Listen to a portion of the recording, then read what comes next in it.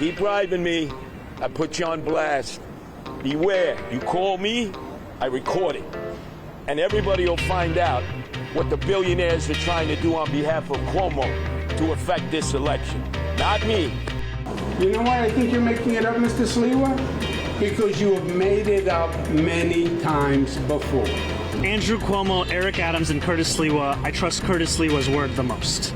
Welcome to New York One's Off Topic on Politics. I'm New York One investigative reporter Courtney Gross. 5.5 weeks, believe it or not, until Election Day, and accusations, well, they just keep coming. Curtis Sliwa is accusing the Cuomo team, or really Cuomo supporters, of potentially bribery. Meanwhile, polls are still showing that Zohran Mamdani maintains a comfortable lead. We're going to get to all of it and catch you up on the race for mayor. And then there is another competition happening across the 5 boroughs and in Westchester County, and that is to get 3 gaming licenses that will be issued by the state by the end of the year. Already, the Manhattan projects have been rejected, killed, not going to happen. So we'll catch you up on who is still in the running in that competition. And joining me for this discussion is our Bobby Cuza. Hey, Courtney. Putting all my cards on the table. How many? I didn't have any puns, did I? Because I was just speaking off the top of my head. Cards on the table. I liked it when the Manhattan casinos got voted down and they went bust. Is that a gaming thing? Yeah, you go bust. I hate gambling. It's a card reference. Should I not say that? It doesn't make me biased. I'm just not a gambler. Bernadette Hogan is here too. Hey there. I like Inveterate gambler. Crazy. Yeah. I like horses and I like horse racing, but I don't like gambling. Yeah, is that mean to the horses? I'm really mixed because I have this. We're not talking about horse carriages here. Oh, I have a similar interpretation of the horse carriage debate, which we don't need to go into. But I think with horse racing, unfortunately, you have a lot of horse people can be really scummy, and they'll drug the horses. They've been overbred for decades, and if a horse is done racing by 3 or 4 years old, and they don't have anywhere to put them, like often they get shipped off to kill factories, in Canada. But there are really good owners and trainers and some groups that take these horses. This is not about horse racing. This is about table games. Can we only talk about horses? Gambling and full-fledged casinos that in some cases will also have some horse racing attached to it, but we're going to put that on pause. We're going to hold our cards. We're going to hold our horses. Okay. All right, can we move this along, Courtney? Bird just snorted. I just whinnied that scenario. Whinnied. Okay, wait. Let's pause there, and we're going to go to the mayor's race. Now, Mayor Eric Adams is saying one of the things I forgot to mention in the intro was Mayor Eric Adams has been railing against this transgender bathroom policy. We know the Trump administration threatened funding for school districts, for departments of education that do not conform to their idea of what bathroom policy should be. They say the transgender bathroom policy of allowing someone to go to the bathroom, allowing a child to go to the bathroom in the bathroom that best suits their gender identity is discriminatory. So this has been something Mayor Eric Adams has been talking about. So we're going to start our mayoral race conversation there. Since when I was away last week, he started talking about it, right, Yeah, Bobby? he started talking about it kind of out of the blue one day last week. I wasn't there, but he was talking about Mamdani and about the DSA and his supporters and how they've hijacked the party, these far left policies. And then he brought up boys and girls bathrooms, saying it was dangerous for girls. So then he's been asked, then Cindy was asked about it the next day and kind of doubled down. And then now there's been several instances of him like harping on this. And it's kind of weird to me because on the one hand, we've seen all these instances over the past 6-8 months or even longer where Mayor Adams has been, he seems to have shifted and taken on these right-wing kind of Trumpian views or talking points, at least, which he denies, right? He says he hasn't changed his position, but everybody has always interpreted this as, oh, the mayor is cozying up to Trump, first because he wanted to get his corruption case dropped, and then more recently because maybe he was angling for a job with the Trump administration.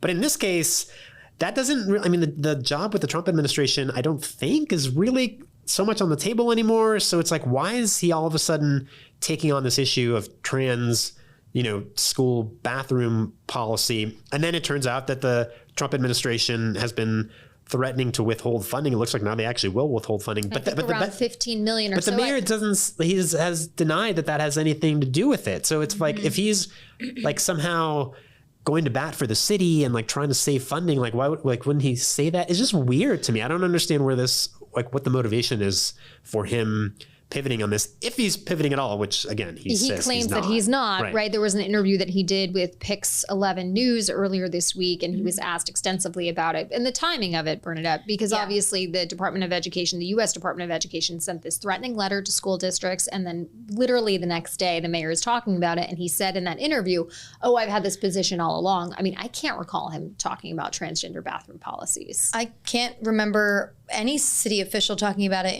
at least the mayor of the last 4 years, right? I mean, the last time this really was an issue was under former Governor Andrew Cuomo, when this was an issue with the bathroom bill, right? And I remember covering that, but in the city, it hasn't been a thing. But like you said, it's the timing of it. The mayor, he had done it was a slew of campaign and government events, and as he was railing against Mamdani, saying some of his policies wouldn't work, then he just brings up this bathroom conversation, and then lo and behold, it also has to do with federal funding and what's coming down from and I mean, almost goes without saying, this like runs totally contrary to the liberal orthodoxy here in New York, right? I mean, it's almost like taken for granted that this is, this is the policy, haven. Right? Yeah. And I mean, ironically, it's seen as a anti-discrimination policy, whereas now the prevailing view, at least in the Trump administration, is that it's actually discrimination against women, right? And it violates Title IX.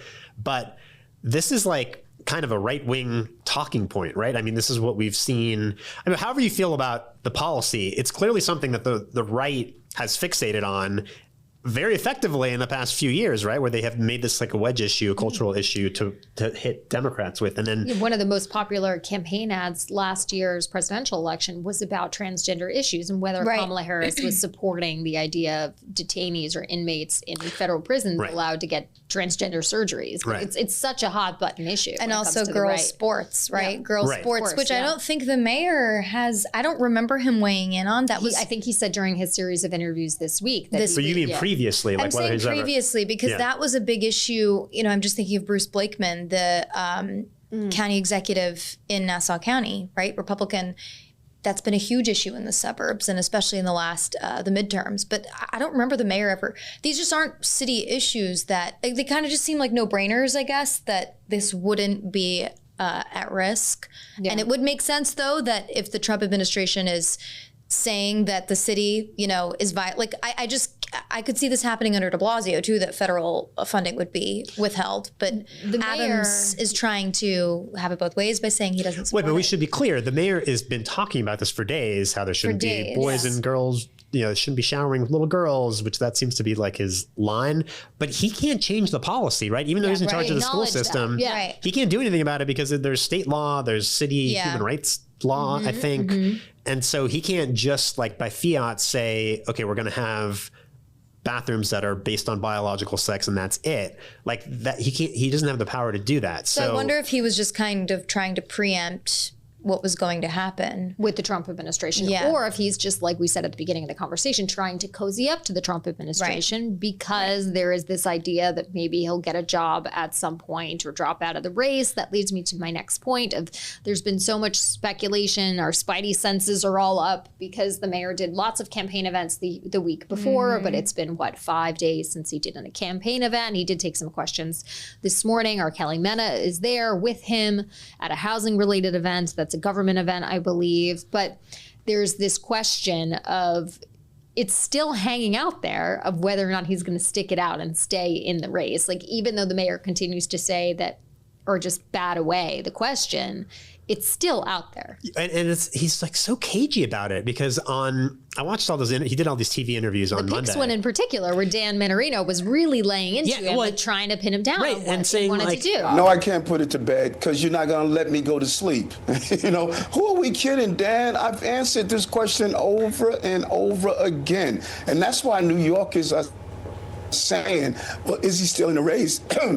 Because no matter how I respond, it has been reported differently. I'm being undermined So let's put it to do it by right now. the media. And basically, it was almost like trying to give him an opportunity to put this to bed, right? Yeah. It's like, why don't you just definitively say, there's no way I'm dropping out. I'm in the race till the end, and then we'll stop bringing this up. But he won't. Like he kept saying, like he said, I'm not going to do it. He kept referring back to the Gracie Mansion speech he gave a few weeks ago, where he was pretty definitive, it seemed. But then now when he's asked about it, he has this line like saying, well, it doesn't matter what I say, the media is going to report whatever it is they want. So but he's being so like cagey about it that we just keep speculating like what's really, but I mean, now we're like a month out from early voting. 5.5 weeks. I said it in my intro, Bobby. You should listen. I know what page for the intro. And then he also was, I think in those interviews, he had this line he used more than once about how these other guys I have a day job. These other guys don't, right? Yeah. So like, Andrew Cuomo and Zoran Mamdani. I mean, Mamdani's an assemblyman, but they're out of session. So I guess he doesn't have to be anywhere. So Adams is saying, I have a day job. I have all these other responsibilities. And he said the campaign is in public and in private. So that's his rationale for why he's not out doing more campaign events. But like you said, he was doing a lot of campaign events. And then all of a sudden doing nothing. Yeah. And then I think the Daily News reported today that when was asked, his campaign spokesperson was asked, what's going on? Like, is he still in the race? Is he still campaigning? I think his campaign spokesperson only sent back an emoji smiley face, which I don't know what that's supposed to mean necessarily. Even if the mayor were to drop out, and this can lead us to our discussion of Zoran Mamdani, is, there was another poll out this week. We've been seeing the same trends be reflected in a lot of the polls that we cover here at NY1's. Suffolk University came out with a poll. It's not one that we typically cover, but, for our purposes here, Mamdani, 45%. I mean, very similar to where he was at with all of the other polls, the Times poll and the Quinnipiac, Siena, et cetera. Cuomo with 25%. The mayor, Curtis Sliwa, 9%, and Mayor Eric Adams is 8%. So, I mean, how many ways can we describe the mayor's run for re-election? Long shot. It's an uphill battle. Never going to happen. Is that too harsh? But like, it's, maybe he's not campaigning because the writing's on the wall, and maybe he's having a tough time raising money. That's the other thing he was talking about in that series of interviews. Well, and he said that he's campaigning against us, the media. And he had some line where he said, it's like Everyone I'm running loves against to- you guys. And he said, I thought it was funny. He said something like, you're the 6th candidate. And I was like, 6? Where? Like the media What is, he said? I don't know who he was People love counting as the to- first 5 candidates. Yeah. But yeah, we're sabotaging the campaign with all this reporting and speculation. And so he's having a hard time fundraising and finding support. So I guess we're the problem, and we're the reason that the mayor is polling in the single digits. And Mamdani continues to coalesce support. I mean, Yvette Clarke, I think since their last episode, Bobby, Yvette Clarke has come out in favor of Mamdani. She Yvette endorsed him over the weekend. Yvette Clarke, I guess Andrea Stewart-Cousins, the state Senate Majority Leader, had already backed him, but appeared with him last week on Friday. He got the support of Speaker Carl Hastie, which, I mean, those will be more like pragmatic alliances for him when he's mayor, just starting off on a good foot, because as we've seen with the current mayor, although he was a state senator and actually served with Stewart-Cousins, when they were in the state Senate, they did not have a good relationship for multiple reasons. Don't have to go back to it, but Adams kind of took those relationships for granted, and he did have a good alliance with Governor Hochul. But if Mamdani can position himself where he has a good relationship with all three, it just further helps his agenda and, achieving all the things that he's promising on the campaign trail. But then Wednesday, he was up in the Bronx, in the West Bronx, with 1199 workers. So he kind of has just been crisscrossing the map, appearing with a lot of union supporters, which will also be helpful for him. And they also have an interest there because of contracts if he's mayor. But Mamdani is able to contrast himself and throw Cuomo and Adams as, he calls them puppets of the Trump administration. How about the Kamala Harris endorsement? That was kind of a lackluster endorsement. She was on Rachel Maddow and she was asked whether or not she supports him. And I think she basically just said, well, I support the Democrats. Yeah. So it's not like she was a full-fledged, full-throated, oh my God, Zohran Mamdani is the best thing since sliced bread. They spoke on the phone yesterday as well. So again, Wednesday in the car. Just about the camp. So they were in the car, or he was in the car waiting to come out to speak to us in the Bronx. And he was on the phone with her. He was on the phone with her. Yeah, they told, whatever, doesn't matter to go back and forth. But wait, do we know if did he call her? She called him. Okay. But I mean, she also had how'd she get his number? A town hall at town hall. I have his number. You want it? I suppose sometimes I wonder how these people get each other's numbers. Well, think about the connections though, Patrick Gaspard. Yeah, the world becomes tiny when you know the right people. I don't know if the Kamala Harris endorsement. I don't know what that's. I don't think it does anything for him. But she lost. I mean, at the end of the day, she didn't. I think it's a reflection of mainstream Democrats going and coalescing around him. I mean, Hakeem Jeffries. Yeah, the point has been saying, he said again this week that he'll have an announcement on the mayor's race soon. I mean, hopefully it's not today and our podcast isn't outdated, but I think that got a little pushed back because of what's happening in DC with the funding fight. Yeah, they've got other problems to worry about. But I mean, it sounds like it's just a matter of time, right? Yeah, With Jeffries? Yeah, I mean, that's the sense that I'm getting. I don't know if your sources are saying anything different. But if you had talked to me a month ago, I would have said he doesn't need to endorse him, but he's just getting so much heat. Jeffries is getting so much heat now for not coalescing around the Democratic nominee and the Democrats just continuing to eat themselves alive and being unable to get their path straight and forward, But I think...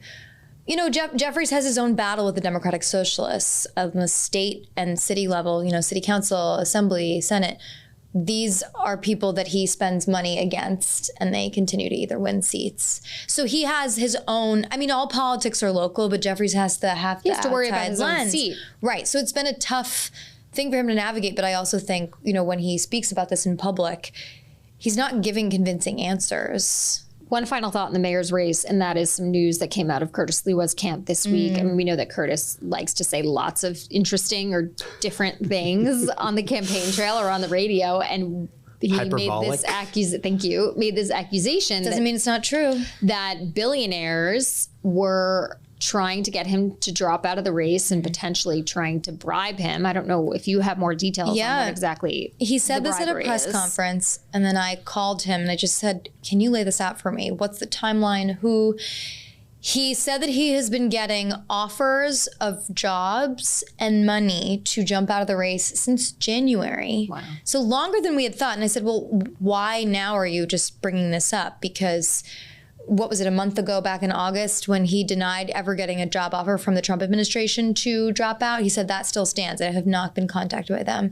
But he said that representatives of companies and of billionaires have reached out to him as well as individuals themselves. He said not John Catsimatidis, though. Yeah. But he tries to pin it on Cuomo. So, right. So he says that these are people that are being put up to it by Andrew Cuomo. There are Cuomo-affiliated, Cuomo donors, and that Cuomo's behind it to try to push him out of the race so that Andrew Cuomo can be the only person that faces Mamdani. Because again, Cuomo thinks that he has the best chance in a one-on-one match with Mamdani. And Cuomo's team obviously denied this. Yes, they denied it. It's just more intrigue in the race. And Sliwa says, don't stop offering me all this money, right? He said, I'm going to start recording your phone call. I'm going to start recording the calls. Well, he should anyway. But stop offering me millions of dollars. And Mamdani, when I was with him yesterday, he said, listen, Andrew Cuomo, Eric Adams, Curtis Sliwa, I believe Curtis Sliwa the most out of all of those guys. And they both have this anti-billionaire, can't be bought, working for New Yorkers vibe. It's just on two different ends. And just last thing I'll say on that, when I covered Bernie Sanders and Zohran Mamdani at Brooklyn College a couple weeks ago, I got a surprising amount of people who said, no way Andrew Cuomo, no way Eric Adams, but Curtis Sliwa is my next choice after Zohran Mamdani. Yeah. Like they were clear Mamdani people, but they were like, Curtis Sliwa is probably the best person after. If we had ranked choice, then we'd know for sure. Okay, we're going to pause there. And for our YouTube listeners, Stick with us. For our podcast listeners, we'll be right back, and we're going to talk about the race to build some casinos. Certainly, I've been committed to community input from the beginning, and the communities have spoken. These are their neighborhoods. It's their livelihoods, where they raise their kids, and their voices have been heard. Okay, so first there were a dozen applications. I've been covering this for years. Bobby Cuza, you might be doing the questions. Yes. Yeah. Should I just wrote take it the from here? questions. Do you want to take? Well, let me do a little summary. Do you want to do the summary? No, you do the summary. I'll do the summary. Yeah. Okay, so there were 12 applicants. Then that whittled down to 8 to go through this community advisory committee process where you have representatives from the local elected officials actually voting up or down on these proposals.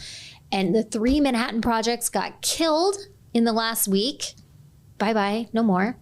So now there's only 5 left standing. The first one to actually get through this process, to get through this local committee to vote for it up or down, to vote up, to get to the next state board who will make the final decision, was the MGM Yonkers Casino, Empire City, that you see when you're going on 87 north.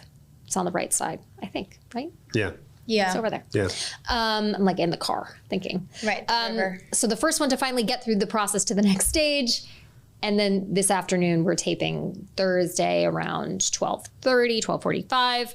This afternoon, Resorts World will get its vote. But it has been hot topic. And probably pass. Yes. I mean, we don't know. Can't say the future. We can't foretell the future. But I can probably say the future. So I mean, we think we're pretty sure that the Coney Island Casino is going to die, and that leaves, assuming Resorts World in Queens passes today. So Yes. we've got Resorts World in Queens, we've got MGM in Yonkers, and then City Field, the Steve Metropolitan Cohen Park. project, Yes. and Bally's Yes. in the Bronx, right? Yes. So Yes. that's 4 casinos Yes. for 3 licenses. Yes. So the odds are pretty good for the,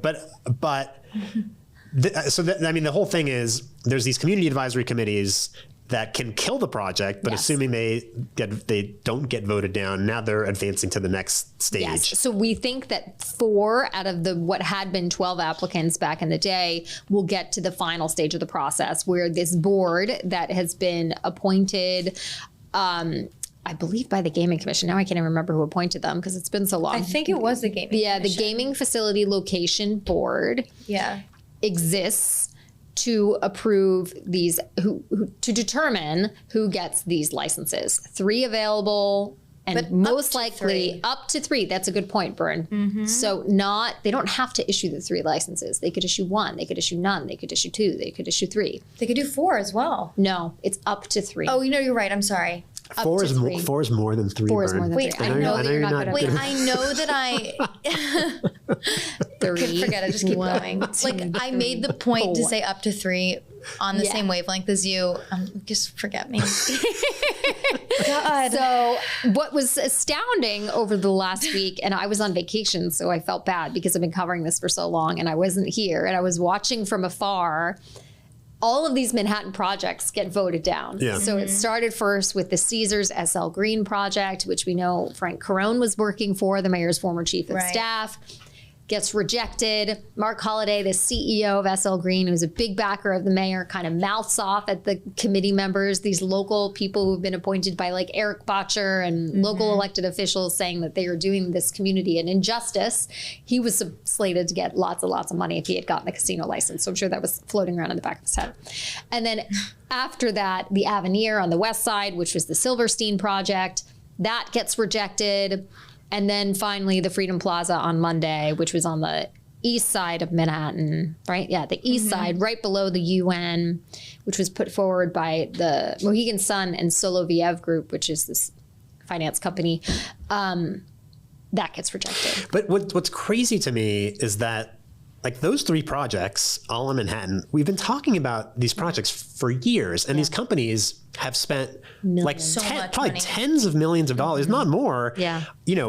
Putting the proposals together, lobbying. I mean, it's been years, and then they go before this board appointed Yeah. by local elected officials, and Yeah. it gets rejected. Which, like, didn't we all Yeah. think that was going to happen in the I mean, first place? we knew from the knew- beginning that the local electeds were Yes. against this. Which is We knew that the Manhattan casinos were going to have a really, really uphill battle. The odds were stacked against them. The cards were stacked against them. They were a losing bet potentially, but there was still like a smidgen of, I'll say the word hope in the eyes of the developers and the casino companies, because when I speak to gaming experts, when you think about strategically trying to increase gaming revenue and get the most amount of revenue, which will get the most amount of revenue for the state, you want to be able to tap multiple markets. If you have a casino in Queens, in the shadow of City Field that Steve Cohen wants to build, you're going to tap Long Island, you're going to tap Manhattan, maybe you'll tap Bronx and maybe some Westchester if it's like really great. If the traffic but are people from New Jersey going to drive across Manhattan through the tunnel into Queens, up the Van Wyck? Like that's far, right? Like you can tap people coming in from JFK, get them to stay there maybe for a day, and maybe then they move on to Manhattan potentially. But there's a whole other local market, and this is the idea of having a regional casino versus a national destination. Right. You want to be able to tap into the regional market because there are casinos in New Jersey and Pennsylvania and Connecticut upstate New York. and upstate New York. So you want to be able to take away some of that revenue. And by having it in Manhattan, and this is what Freedom Plaza argued and the rest of the Manhattan casinos argued, is you are attracting the tourist community who stay in Manhattan. You're attracting the people who live in New Jersey, Westchester, Staten Island, everywhere, because you're in the center of the universe in Times Square or in Midtown or somewhere else. And that's why they kept pushing. And, you know, as someone who doesn't gamble, doesn't personally like casinos all that much, like going into this, covering this many years ago, I mean, that was a convincing argument to me that, if we're going to do this, like, let's do it, right? Let's make sure that we get the most amount of revenue for the state, for the MTA, for our educational system. And another thing, but obviously that didn't win out the day. And you know, I mean, two things. Number one, the way that like these advisory panels were set up, and you know that the local officials could get literally just have whoever their person is that was appointed speak with their voice. The democracy of that, I mean, it like Bobby said, it was dead from the start. Because when on earth was your Eric Botcher, your Liz Kruger, your Brad Hoylman? They never, I mean, Liz Kruger, I mean, doesn't even want little, what are they called? Like the mopeds, but they're scooters, the scooters. I mean, this has been... She doesn't even want scooters. How's she going to have slot machines? My point is, right, because, I mean, in Manhattan, she's like, no, absolutely not. Yeah. But to your point, but it's a bigger issue for, you know, the governor and the mayor. If the governor... Who are both, by the way, their appointees are voting in favor of all of these. As we expected them to. Voting in favor, absolutely. But you know what? That's no measure standing up to these other guys. And if I were SL Green and any of these other groups, I would have been like, okay, is New York not open for business? I mean, do you not care about my business? And also, I'm not going to, like, the governor's up for re-election. I know it's not really going to matter, but I guess the point is... It potentially is going to matter. I mean, it couldn't, but like, but where these were proposed to be, also, like, you know, you had the promise for redevelopment of space that is, you know, needs to be redeveloped, or not a lot's going on. And, you know, it probably would be good for the neighborhood with security measures, cleanliness measures. Like you said, New Jersey, I mean, we have congestion pricing right now. If there's 2 Queens casinos, already it's such a freaking nightmare to get out to City Field. How are people going to get into work if there's going to be a floodgate? I'm just like, I don't understand not utilizing the Manhattan Island benefits. I mean, I think there is a point to be made there, and obviously, and it really would improve transit, because then there would be more pressure to do those much needed MTA ship upgrades. Has sailed. We're not going to get a Manhattan casino. Doesn't matter. And what they're going to argue, and what the governor and the people who designed this process through state legislation are going to argue, is that they created this CAC, this Community Advisory Committee process. The Gaming Commission will tell you as much, to make sure there was local community buy-in, that there was community support. And the way in which they decided to measure that is through the representatives of the area, through the elected officials. So I've been, you know, talking to Dan Rivley, who's been, you know, covering for me on this beat a little bit while I was away. And we've been talking about this exact thing of, why can't there just be one in Manhattan? This process isn't working if all of them are getting rejected. And my argument against that will be, well, the process is working. Well, the process is because working, they designed exactly. it to have the community want it. Yeah, So, yeah. and he's like, well, it's not working. But I'm like, okay, but look at Queens. Queens is saying yes. Yeah. You know, the Bronx is, with the exception of Christy Marmorata, the local councilwoman, is probably going to say yes. That Bally's casino application is probably getting to the next So wait, but level. based on what you were saying about market, then it seems extremely unlikely they're going to approve Bally's and City Field, yeah. which are like they're almost right next to don't each know. other. They're Yeah, right I don't across. know. What I mean, about they're like right across the bridge. resorts and City Field too? Well, I mean, those are very Queens different. resident at the Different. table, I will tell you, as someone who lives on I know the it's very different. opposite end, that I live near Resorts World. It's 20 minutes for me. Yeah, and it already has the infrastructure. City Field is an hour. Right, Yeah. they're not that Without close to each I know other. it's not that Like, close. It's far. But if you're coming from JFK and Yeah, but I mean, these are the questions that the Gaming Facility Location Board, the arm of the Gaming Commission, will Yeah. have to consider. And it is being headed up by Vicki Bean, who used to run the Furman Right. Center at NYU. She's very well versed in development and redevelopment and economic activity. She was a deputy mayor under Bill de Blasio. There's a bunch of other people, three other people on this small committee who will have the total say over who gets the license. I guess the question, like what you brought up is so key. Is this a regional attraction or is it a local attraction? Because if we're or is this a worldwide destination? Or it's a worldwide Yeah. destination. And New York City already is a worldwide destination. However, do we have the roadways, the transit capacity, the market in places like the Bronx? I mean, again, how would you get up to Bally's? The traffic is bad to get up there. And what if I'm coming from Manhattan? I'm going to jump on, the 456? Like, No, you're definitely or am I driving. going There's no train. Am I going to Yeah. jump on a definitely driving. ferry in the Yeah. winter to Yeah. get up there and slip and crack my head open? This is But- dark. No, but It my got point, dark all of a sudden. my point is though, like that is not, that's a regional attraction. I mean, Yeah. not regional, that's a local attraction. Yeah. And our Bronx, again, do Bronx residents want that? I was just up there talking to them about one of the jails that's going to be put in the South Bronx. And they're like, we keep just becoming a dumping ground for certain things. And there's not infrastructure improvement, roadway improvement. Like across Bronx, you do not want to drive on that thing. Yeah. So And if you look at the line of like where they're the four that are potentially going to get to the next Yeah. level are, like, I wish if my hand for our YouTube listeners, that's why she watched us on YouTube. It's like, oh, this is going to be bad because I'm thinking like this. But the Yonkers- Queens and this is yeah. the Bronx. It's literally like in a little row. It is, If yeah. you look at the map of where they're proposed, where it's like almost all on the Van Wyck. Like driving on the Van Wyck, I go to the Whitestone, and that's literally Like, where Bally's would be. It's like right there. It's like all on the same. I'm just road. thinking of all the stories that I do that requires me to drive in those areas, and it's already really a nightmare because you really can't. You can take public transportation; it just takes a while. But driving will be an absolute nightmare. But I will say with Van Wyck, what do you have? Whatever you say is with already- Resorts final World thoughts. and with Yonkers, they already have the Yeah. Racino. The Racino. Yes, that's So I mean, the facility like already exists. There's just a matter of expanding it. The City Field would be new, right? This would be something that would be like built from the ground up. Yeah. The other Yeah. ones are they're already there. Like whatever. There's Yeah. not going to be a lot of infrastructure that's required, yeah, right? and their ability to come to the market is, I mean, that's Yeah. a selling point, is that they'll be able to open earlier. Okay. Space and money. I mean, Cohen's got all the cash. Yeah, we'll see what happens. Maybe we'll talk about this again next week because the final votes, they need to be approved by these CACs by Tuesday. So we will know which ones get to the next level, which we already kind of know. So whatever. Okay, that's going to do it for this week's episode. You can always watch us on Inside City Hall on weeknights at 7 o'clock. And we love your feedback. Send us an email at yourstorynear1@charter.com. You can subscribe to Off Topic wherever you get your podcasts. You can watch us on YouTube like we talk about every week. And if you like what you're hearing, leave a review. Thanks to our producer, Anthony Roman in the corner. Thanks for listening, everybody. We'll see you next week.